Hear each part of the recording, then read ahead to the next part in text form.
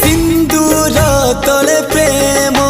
लुचि जाए एकता दुनिया रे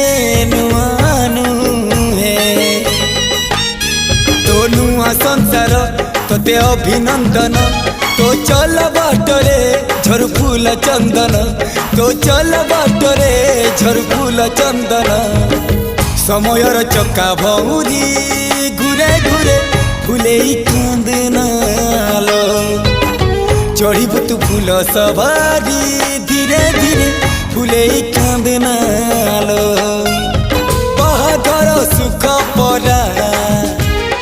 विधाता देइछि तोते विरह वेदना सब